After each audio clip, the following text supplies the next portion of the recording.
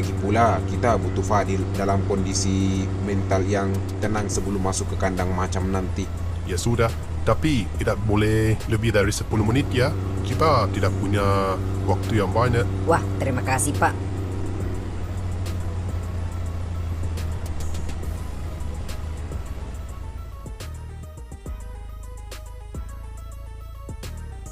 Biar saya yang masuk duluan bareng kamu Fadil. Biar dia nggak kaget lihat ada polisi di depan sini.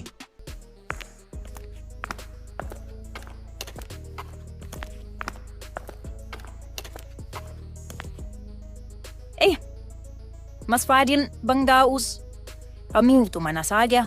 Katanya cuma sebentar. Saya telepon berkali-kali, nggak diangkat.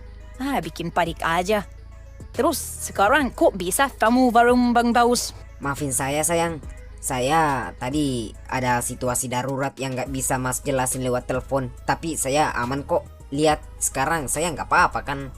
Bang Daus, saya udah rindu Bang Daus. Hehe. Wah, ponakan saya lucu amat ya.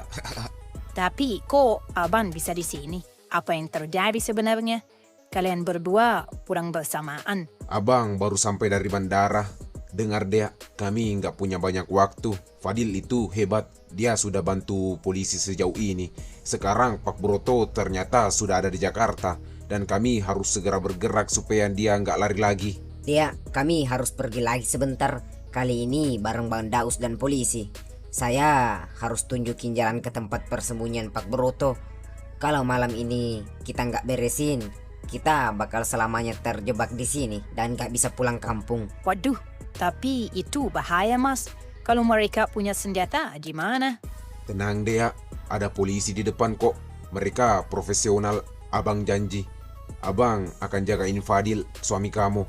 Kami pergi buat jemput kebebasan kita semua. Kamu kunci pintu aja, jangan keluar sampai abang atau Fadil telepon, oke? Tapi kalian harus janji ya sama saya. Kalian berdua harus pulang dengan selamat. Jangan ada yang terluka. Saya janji sayang, kami akan segera pulang.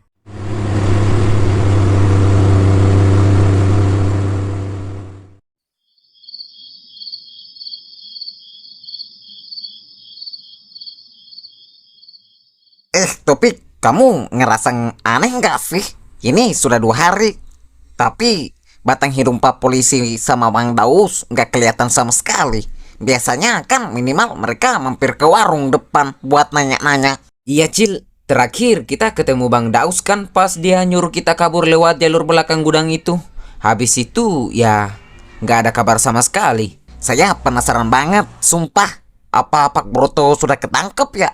Tapi kalau sudah ketangkep, harusnya kan heboh. Atau minimal ada mobil sirene polisi lewat. Terakhir Bang Daus bilang ke kita, Pak Broto lolos dari hutan rawa yang kemarin. Tapi yang bikin saya bingung, kenapa Bang Daus ikut menghilang? Jangan-jangan... Yah, kamu jangan mikir macem-macem. Kamu lupa kemarin Bang Daus cerita soal Fadil. Bang Daus itu lagi berjuang nyelamatin Fadil. Feeling saya pengejaran ini gak cuma di kampung kita. Gini aja deh, daripada kita tebak-tebakan doang, gimana kalau kita pelan-pelan main ke depan kantor polisi. Kita pura-pura beli somai di depannya sambil ngintip mobil Pak Polisi. Ide bagus tuh. Kalau mobilnya nggak ada, berarti mereka emang lagi operasi luar kota. Yuk cabut.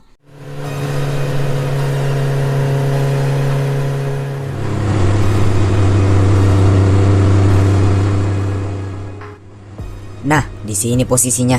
Di sekitar sini terakhir kali saya melihat mobil taksi yang ditumpangi Pak Broto.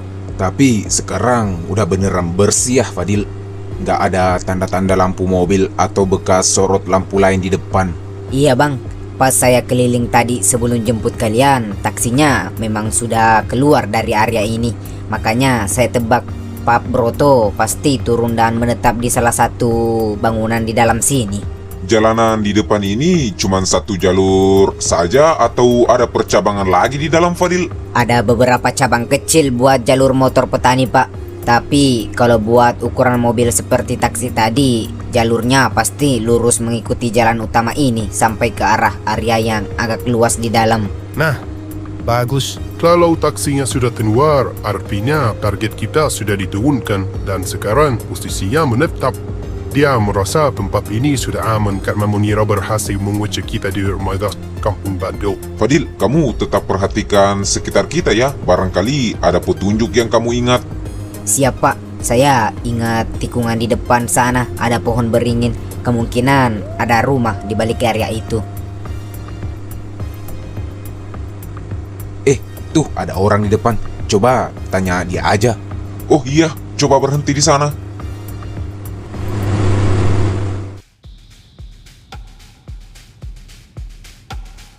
Selamat malam, Pak. Kami dari kepolisian. Astagfirullah, polisi? Ada apa ini Pak? Perasaan saya tidak ada buat salah apa-apa. Bapak, tenang saja. Kami tidak sedang mencari Anda.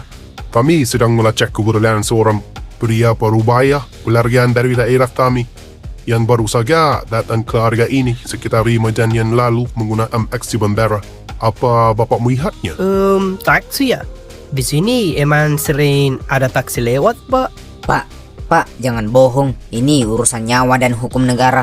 Kalau Bapak menyembunyikan buronan, Bapak bisa ikut terseret masuk penjara karena pasal bersekongkol.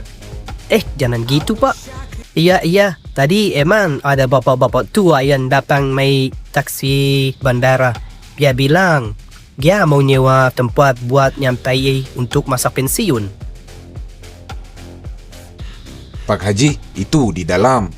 Saya lihat ada beberapa bangunan. Itu bangunan apa saja? Oh, itu semua villa milik saya Mas. Memang sengaja saya buat beberapa unit di dalam kebun ini untuk disewakan harian atau bulanan kalau ada orang kota yang bosan dan pengen suasana sepi. Ada berapa bangunan tepatnya di dalam sana, Pak? Ada 3 bangunan Pak, tapi 2 diantaranya kosong, lagi diperbaiki atapnya. Nah, si bapak yang kalian cari itu, dia ambil villa yang posisinya paling pojok, yang paling dekat sama pembatas benteng kebun. Katanya biar tidak berisi. Saya mau pastikan sekali lagi, Pak Haji. Apa benar wajah orang yang menyewa villa pojok itu sama dengan pria di foto ini? Nah, iya Pak, benar. Persis orangnya, tidak salah lagi. Pak Haji ini bagaimana sih? Sudah tahu ini daerah ibu kota, kok bisa-bisanya menerima tamu asing yang mencurigakan begitu? Gak takut ada apa-apa, Iman? Aduh, Pak Polisi. Justru orang-orang model begitu target marketing utama villa kebun saya. Konsep tempat ini kan jauh dari keramaian dan tersembunyi. Nah, konsep begitu paling laku dan bikin tertarik orang-orang yang lagi punya masalah atau jadi buronan. Maksud Bapak sengaja menampung penjahat demi duit? Bukan sengaja menampung penjahatannya, Mas. Tapi secara bisnis, orang bermasalah kayak begitu pasti berani bayar sewa villa setinggi apapun harganya, asal bisa sembunyi. Ya, saya bapak tadi ini langsung bayar pinggiran penawar, dan dari pengalaman saya, orang-orang pelarian begini tidak akan bertahan lama menginap di sini. Pasti langsung kabur lagi dalam beberapa hari, walaupun masa kontraknya masih lama. Nah, uang kontraknya kan hangus, dan sisa harinya bisa saya sewakan lagi ke orang lain. Itu yang bikin untung saya berlipat ganda, Pak. Urusan bisnis Bapak kita bahas nanti aja. Sekarang tunjukkan di mana lokasi villa itu. Siap, Pak. Siap. Mari ikut saya lewat jalur sebelah sini saja. Tanahnya alat keras, jadi langkah kaki kita tidak bakalan kebenaran.